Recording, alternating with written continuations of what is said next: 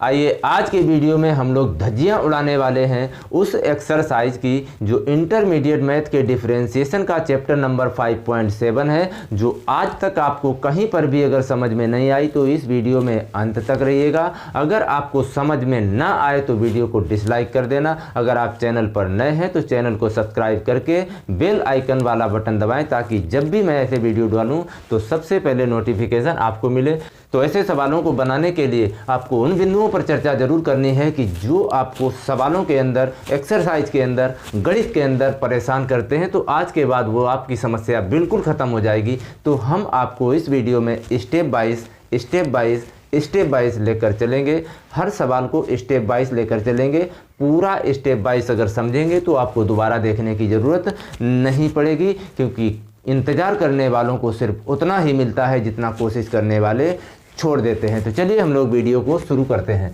तो यहाँ पर देखिए क्या बोला गया है कि एक हमारे पास, तो यहाँ पर देखिए क्या बोला जाता है कि हमारे पास एक फंक्शन दिया जाएगा, एक फलन दिया जाएगा। कहेगा कि यहाँ पर आपको d2/dx² निकालना है। d2/dx² का मतलब है कि हमें पहले एक बार डिफरेंशिएशन करना है और हमें पुनः उसका डेरिवेशन फिर करना होता है। तो वो कहलाता है डबल डेरिवेटिव, यानी कि द्वितीय कोटि का अवकलन। चलिए हम लोग पहले बात कर लेते हैं कि y का अगर आप अवकलन करेंगे तो होता है dy/dx। इसका एक बार अगर आपको पुनः अवकलन करने को बोला जाए तो आपको पुनः अवकलन कर देना है। तो ये हो जाता है d2/dx²। तो यही हमसे इस एक्सरसाइज में जितने भी सवाल दिए गए हैं यही हमसे पूछा गया है और यही हमको निकालना है d2/dx²। या फिर हमसे यहाँ पर सिद्ध कराने वाले, मतलब प्रूव कराने वाले भी कुछ सवाल हैं और यहाँ पर आपसे d2/dx निकालना पूछा जाएगा। कहेगा कि द्वितीय कोटि का अवकलन ज्ञात कीजिए। द्वितीय कोटि का अवकलन निकालने के लिए आपको d2/dx² निकालना होगा। तो चलिए हम लोग सवाल को देखते हैं। अब सवाल को करने से पहले हम उन बिंदुओं पर चर्चा जरूर करेंगे कि जैसे मान लिया x⁴n, इसका आपको डेरिवेटिव करना है। तो डेरिवेटिव करेंगे तो आपका होता है x⁴n-1। x⁴n-1 घात आगे आती है, हम कई बार चर्चा किए, घात 1 कम हो जाती है। उसके बाद जिसके ऊपर घात लगी होती है इसी का हमें पुनः अवकलन कर देना होता है।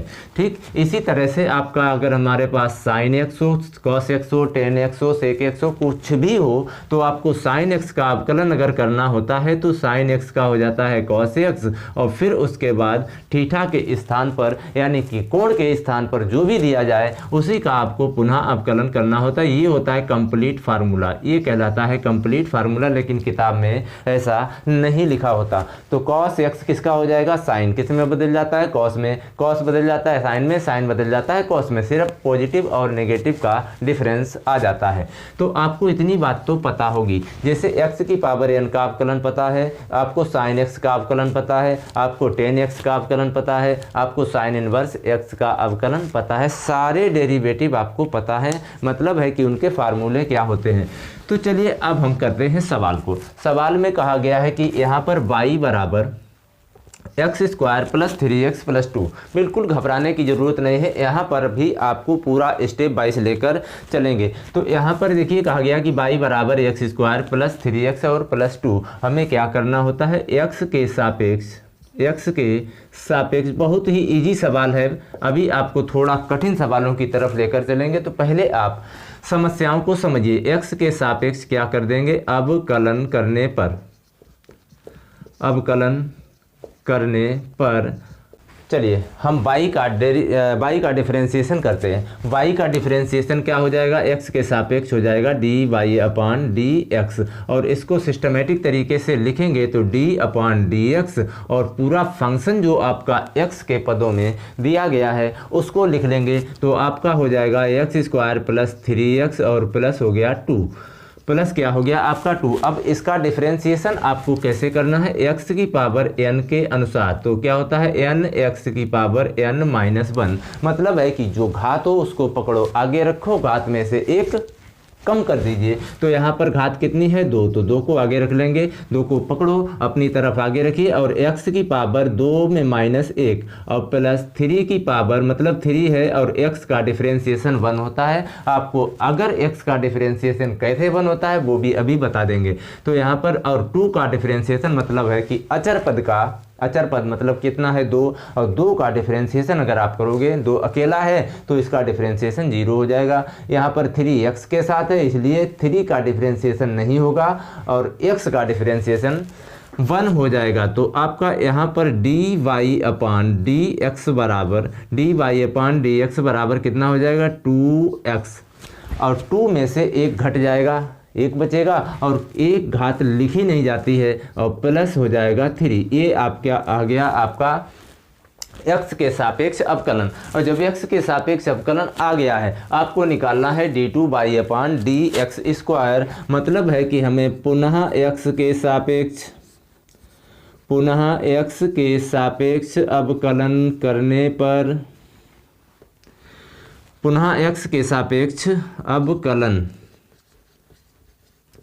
अवकलन करने पर घबराना नहीं है। x के सापेक्ष अवकलन करने पर जब पुनः करेंगे तो ये हो जाएगा d2y/dx²। मतलब है कि ऊपर d पे घात चढ़ती है नीचे x पे घात चढ़ेगी। ये बात याद रखें, y पे घात मत चढ़ा देना, गलत हो जाएगा। तो यहाँ पर ऊपर d2y/dx² मतलब यहाँ पर d पे 2 घात हो जाएगी और x पे 2 घात हो जाएगी नीचे। अगर आपको ट्रिपल डिफरेंशिएशन करना है तो आपको d पे 3 घात और x पे भी 3 घात हो जाएगी। तो यहाँ पर हो गया आपका d/dx और इंटू 2x + 3 तो d2/dx आपका क्या मिलेगा, x का हो जाएगा 1 तो 2 × 1 मतलब है कि x का डिफरेंशिएशन 1 होगा, मतलब x का डिफरेंशिएशन 1 होगा और 3 का फिर 0 हो जाएगा क्योंकि एक कांस्टेंट वैल्यू है।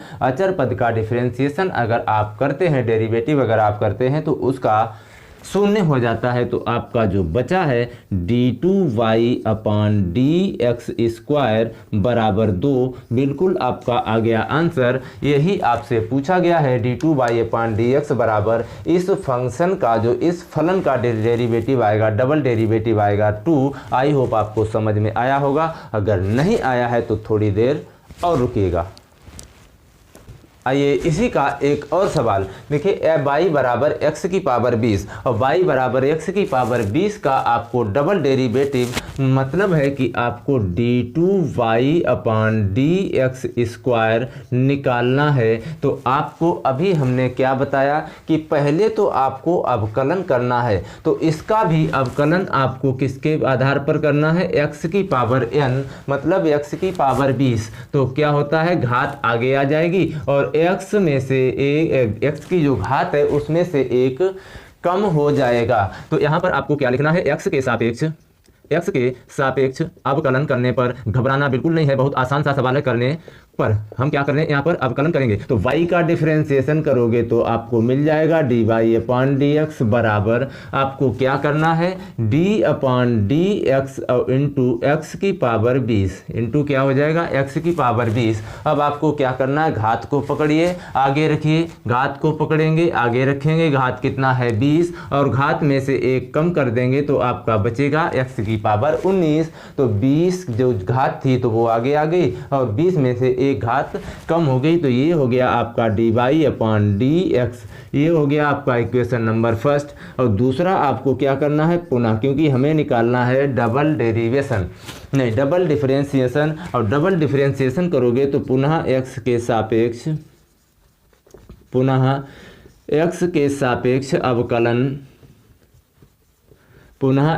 सापेक्ष अवकलन करने पर बिल्कुल आसान सा सवाल है, कुछ भी नहीं करना है। तो d2y/dx² मतलब है कि आपको डबल डेरिवेटिव करना है तो ऊपर d पे घात नीचे x पे घात बराबर, तो 20 तो पहले से है, फिर घात को पकड़ो आगे लाइए, फिर घात को पकड़ेंगे आगे लाएंगे और फिर 1 घात पुनः कम कर देंगे। भाई यही क्रम चलता रहेगा, घात को पकड़िए आगे लाइए, घात में से 1 कम करते जाइए। तो ये हो जाएगा 19 दूना 38 मतलब हो जाएगा 380।